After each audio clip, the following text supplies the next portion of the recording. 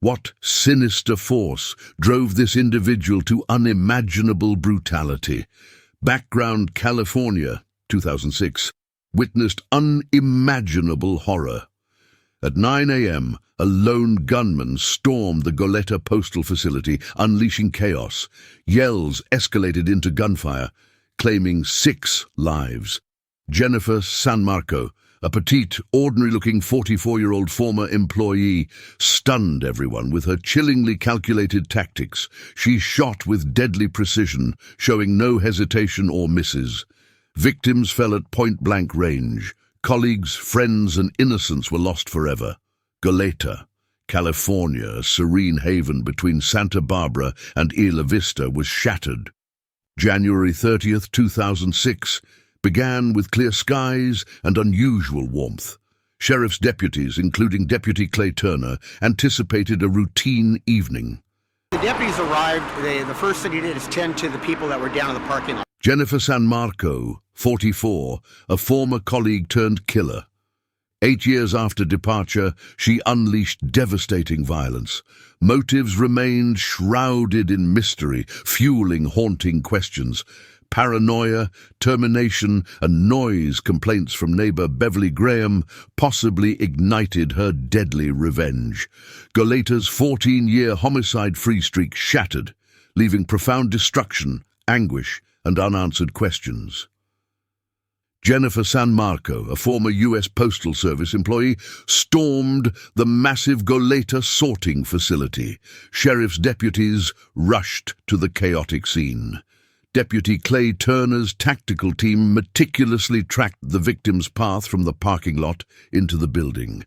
Inside, they found critically injured Postal Supervisor Charlotte Colton lying in the entrance corridor. Turner swiftly sprang into action, requesting emergency assistance. 4 ambulances and armed guards were urgently summoned to safeguard the scene and evacuate the wounded. The team secured the perimeter, ensuring the killer didn't escape or harm others. Medical personnel rushed in, administering critical care. Turner's tactical expertise coordinated the crisis response. 4 casualties were confirmed. Uncertainty lingered. Were more victims inside? Colton's fragile life hung in balance. Deputies shielded her as reassuring words steadied her breathing. Rescue teams rapidly transported her to Santa Barbara Cottage Hospital. Tragically, Colton succumbed to her head wound. The death toll rose. Deputies navigated the dimly lit facility, discovering additional victims. San Marco's trail of destruction ended in her own death. SWAT teams descended upon the Goleta postal facility, sealing the perimeter. Officers at the employee entrance detected eerie silence, signaling the dormant shooter. Containment began. Jennifer San Marco's enigmatic past gradually unfolded, revealing a complex tapestry. Born in Brooklyn's Nostrand Avenue neighborhood, her early life seemed ordinary. Youthful charm veiled underlying intricacies. San Marco's impeccable style, laid-back confidence, and subtle allure captivated classmates. School days saw San Marco navigate social hierarchies with ease, earning admiration. Thomas Hogue observed San Marco's guarded nature. She rarely revealed personal details, sparking curiosity. After 1978 graduation, San Marco sought renewal in Santa Barbara County's sun-kissed landscape. Jennifer San Marco's life was a complex tapestry woven from diverse roles. She had been a corrections officer, embodying discipline and control, a police dispatcher, balancing urgency with calm, and a school catering assistant, nurturing young minds. Later, as a U.S. Postal Service employee, she found routine and stability. Jennifer San Marco, an East Coast College alumna, blended into the U.S. Postal Service's late-shift rhythm. Initially, colleagues saw her as reserved, friendly, yet distant. However, her facade crumbled. Jennifer San Marco underwent a startling transformation. She lost her reserve, her composure fell apart, and her psychological turmoil worsened significantly. She regularly spoke to imaginary friends, revealing her instability. The anger she'd held in finally boiled over into explosive outbursts, shocking co-workers and making them uneasy. San Marco's behavior turned erratic, replacing reserve with volatility. Her mood swings became highly unpredictable, shifting swiftly from calm to furious. Neighbors reported relentless condominium noise disputes. Beverly Graham, her next-door neighbor, recalled pleasant interactions before tensions escalated. Graham's complaints to the sheriff's office prompted intervention, but San Marco seethed. Jennifer San Marco's stability unraveled. Conversations with imaginary friends escalated, revealing deeper psychological turmoil. Anger simmered beneath the surface, periodically boiling over into explosive outbursts. Co-workers recoiled, stunned. Termination from the Postal Service ignited deadly resolve. San Marco's calculated rampage on January 30th, 2006, shattered Goleta's serenity. Paranoia, festering anger, and rejection fueled San Marco's destructive path. Chaos erupted with shouting, police intervention, and forcible removal. Handcuffed, Jennifer San Marco awaited mental health evaluation, leading to a 72-hour involuntary hold. Psychotic delusions and intrusive thoughts plagued her. Refusing treatment, she departed the Postal Service on health grounds, bringing colleagues relief. Marco declared unwavering dedication to defending America's democratic ideals. This contradictory statement raised pressing questions. Did San Marco's turbulent past influence her worldview?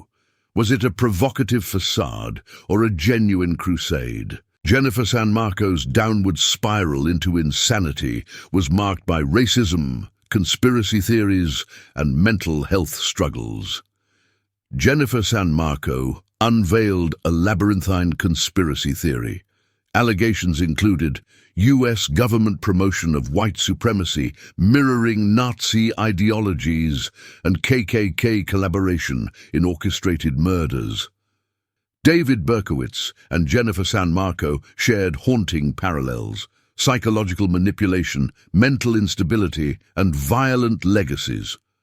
Berkowitz blamed a dog for instructions, while San Marco believed birds conveyed cryptic messages, showcasing untreated psychosis. Eerie similarities underscored darkness driving these individuals. Untreated psychosis, rejection, and festering anger fueled devastation. San Marco shattered Goleta's serenity. Former colleagues recalled her intelligence, reserve, and shocking transformation. The sun of Sam's reign ignited widespread terror. Questions linger about Berkowitz's motivations, madness, or demonic influence. In 1977, 16-year-old Jennifer San Marco witnessed David Berkowitz's arrest. Nearly 3 decades later, her actions eerily mirrored his. Jennifer San Marco purchased a semi-automatic handgun from Pine Shop in New Mexico in 2005. Following the mandatory 15-day waiting period, she retrieved her firearm and bought 200 reloaded 9mm rounds. These deliberate actions demonstrated rational thought and premeditation. Undeterred, San Marco stepped inside, eyes scanning for targets. 80 unsuspecting workers remained, oblivious to impending doom. Jennifer San Marco's calculated rampage unfolded with chilling precision. Methodical shooting swept room by room, leaving devastation. Colleagues crumpled, screams echoing through Goleta's postal facility. Panic spread, and desperation intensified as terror gripped 80 unsuspecting workers. Chaos erupted inside the bustling mail hub. A loud report shattered the air, overpowering machinery noise. Initially, workers thought it was a fallen pallet, but reality hit when a co-worker yelled and ran and pushed a female colleague to safety. Jennifer San Marco, driven by vengeance, stepped into the Goleta postal facility. Supervisor Charlotte Colton, 44, was her first victim. Deputy Clay Turner would later find Colton mortally wounded.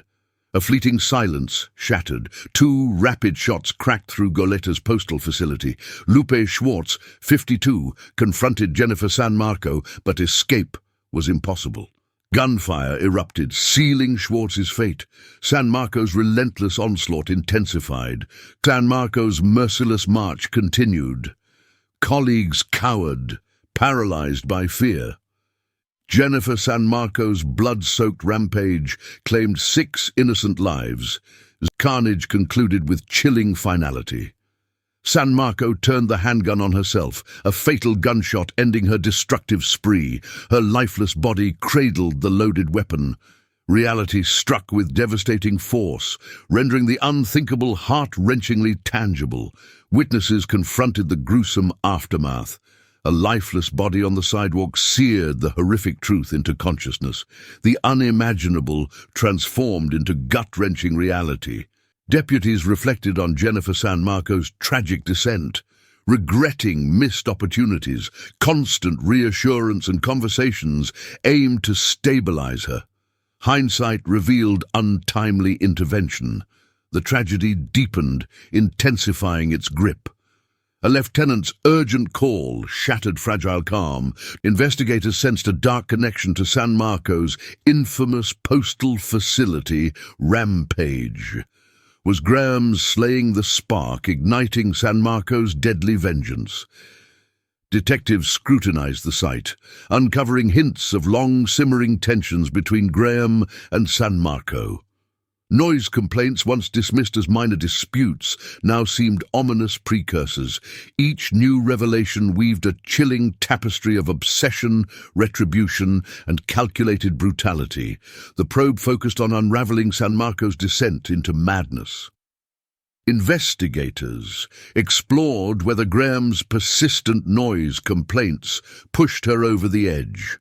The nation gripped the haunting case, exposing the sinister underbelly of suburban strife. The investigation unveiled a shocking twist.